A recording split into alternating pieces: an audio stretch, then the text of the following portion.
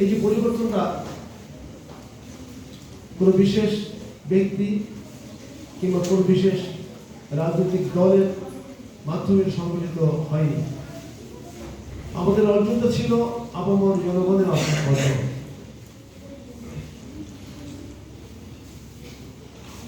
দীর্ঘ 16 বছর আমরা নিষ্পেষিত ছিলাম। আমাদের কথা বলার অধিকার ছিল না, আমাদের রাজনৈতিক অধিকার ছিল না, ভোট প্রদানের অধিকার ছিল না। রাষ্ট্রের মালিকানা একটি পরিবার দখল করে নিয়েছিল এবং সেই রাষ্ট্রের সেই পরিবারের যারা পদলেহনকারী তারা আমাদের জাতির উপর ছড়ি ঘুরল। মূলত তারা হয়েছিল রাষ্ট্রের মালিক আর আমরা হয়েছিলাম তাদের অধীনস্থ কর্মচারী অথবা চাকর। এভাবেই তারা আমাদেরকে মিন করত।